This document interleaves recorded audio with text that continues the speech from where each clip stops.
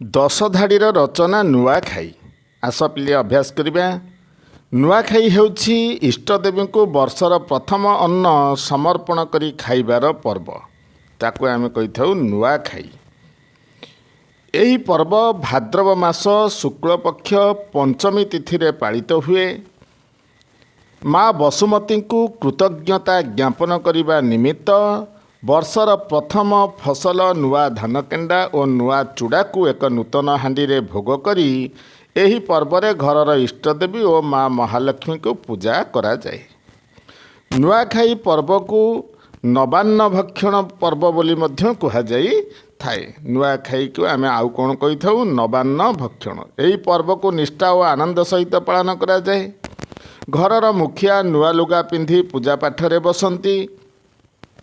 ପିତୃପୁରୁଷଙ୍କୁ ପିଣ୍ଡଦାନ ପରେ ନୂଆ ଧାନକେଣ୍ଡା, ଚୁଡ଼ା, ପିଠାପଣା ଇତ୍ୟାଦି ଦେବଦେବୀଙ୍କୁ ସମର୍ପଣ କରାଯାଏ। ପୂଜା ଶେଷରେ ଘରର ସମସ୍ତେ ଏକାଠି ବସି ପ୍ରସାଦ ସେବନ କରନ୍ତି।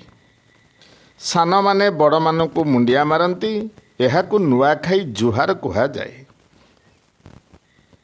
ନୂଆ ଖାଇସାରି ଘରର ଝିଅ ବୋହୂମାନେ ରଙ୍ଗ ବେରଙ୍ଗର ପୋଷାକ ପିନ୍ଧି ନୂଆଖାଇ ଭେଟଘାଟ ପାଇଁ ବାହାରନ୍ତି। ନୂଆ ପୋଷାକ ପିନ୍ଧି ବାହାରନ୍ତି।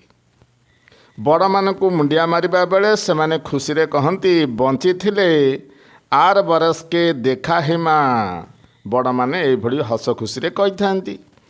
ନାଚ ଗୀତ ଭୋଜି ଭାତରେ ଚାରିଆଡ଼ କୋଳାହଳମୟ ହୋଇ ଉଠେ। ନୂଆଖାଇ ପର୍ବ ବ୍ୟକ୍ତି ବ୍ୟକ୍ତି ମଧ୍ୟରେ ମାନବିକତା ଓ ଭ୍ରାତୃଭାବ ସୃଷ୍ଟି କରିଥାଏ। ଶେଷରେ ଲେଖିବା, ଜାତି ଅଜାତି ଉଚ୍ଚ ନୀଚ ଭେଦଭାବ ଭୁଲି ଧର୍ମ ସଂସ୍କୃତି ଓ ପରମ୍ପରା ବଜାୟ ରଖିବାରେ ଏହି ପର୍ବ ସହାୟକ ହୋଇଥାଏ। ସମସ୍ତଙ୍କୁ ନୂଆଖାଇ ଜୁହାର। ଧନ୍ୟବାଦ।